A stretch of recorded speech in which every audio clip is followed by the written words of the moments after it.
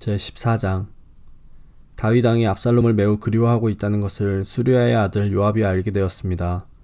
그래서 요압은 사람들을 드고아로 보내어 어떤 지혜로운 여자를 데리고 오게 했습니다. 요압이 그 여자에게 말했습니다. 어떤 사람을 위해 매우 슬퍼하는 척 하시오. 슬픔을 나타내는 옷을 입으시오. 몸에 기름을 바르지 마시오.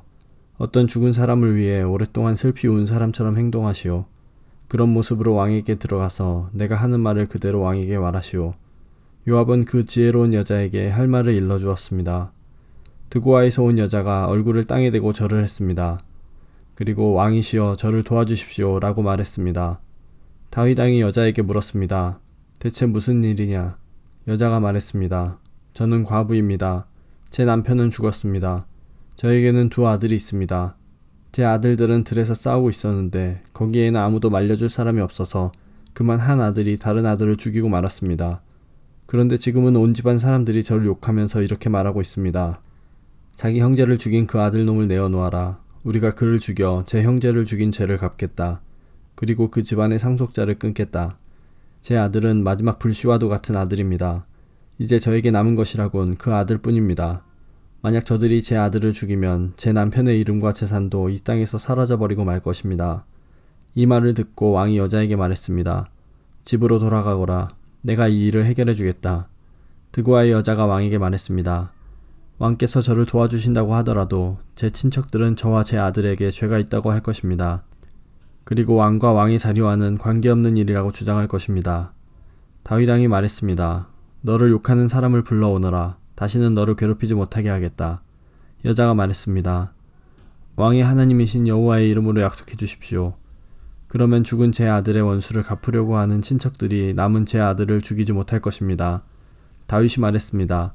살아계신 여호와께 맹세하지만 너의 아들을 누구도 해치지 못할 것이다. 내 아들의 머리카락 하나라도 땅에 떨어지지 않을 것이다. 그러자 여자가 말했습니다. 내 주 왕이시여 한 가지만 더 말씀드리게 해주십시오. 왕이 말했습니다. 말하여라. 여자가 말했습니다. 왕께서는 어찌 이와 같은 일을 계획하셨습니까? 그런 일은 하나님의 백성이라면 하지 못할 일입니다. 왕께서 쫓아낸 압살롬 왕자를 돌아오지 못하게 하시는 것은 죄 있는 사람이 하는 일과 같은 것입니다.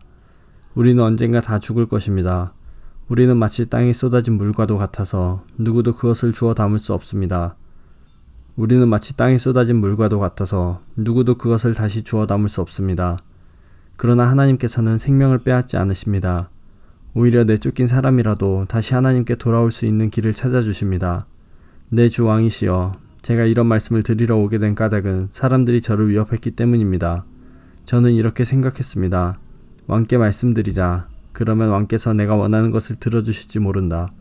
왕께서 내 말을 듣고 나와 내 아들을 죽이려 하는 사람들로부터 나를 구해주실지도 모른다.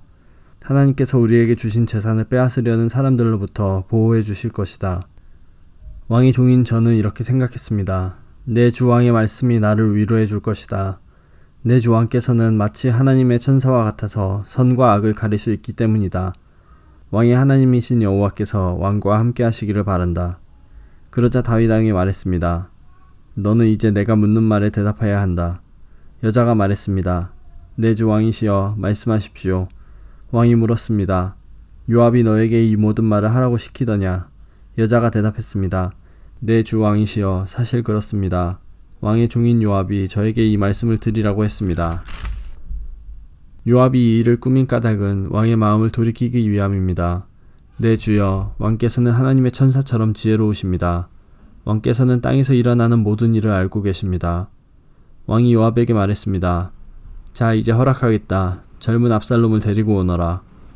요압은 얼굴을 땅에 대고 절을 했습니다. 요압이 왕에게 복을 빌어주면서 말했습니다. 제가 바라던 것을 들어주시니 이제서야 왕께서 저를 총애하시는 줄 알겠습니다. 요압은 일어나 그술로 가서 압살롬을 예루살렘으로 데리고 왔습니다. 그러나 다윗 왕은 이렇게 말했습니다. 압살롬을 자기 집으로 가게 하여라. 나의 얼굴을 보지 못할 것이다. 그래서 압살롬은 자기 집으로 돌아갔습니다. 압살롬은 왕을 만나러 가지 못했습니다. 압살롬은 그 잘생긴 모습 때문에 칭찬을 많이 받았습니다. 이스라엘의 그 어떤 사람도 압살롬만큼 잘생기지는 못했습니다. 압살롬에게는 머리끝부터 발끝까지 아무런 흠도 찾을 수 없었습니다. 해마다 그 해가 끝나갈 무렵이면 압살롬은 머리를 깎았는데 그것은 그의 머리카락이 너무 무거웠기 때문입니다. 잘라낸 머리카락의 무게는 왕궁 저울로 200세겔가량 되었습니다. 압살롬에게는 아들 셋과 딸 하나가 있었는데 그 딸의 이름은 다말이었습니다. 다말은 아름다운 여자였습니다. 압살롬은 예루살렘에서 꼬박 2년 동안 살았지만 그동안 한 번도 다윗 왕을 만나보지 못했습니다. 압살롬은 요압에게 사람을 보냈습니다. 압살롬은 요압을 왕에게 보내 자기에 대해 잘 말해달라고 부탁하려고 했습니다. 그러나 요압은 오지 않았습니다. 압살롬은 한 번 더 요압에게 사람을 보냈습니다.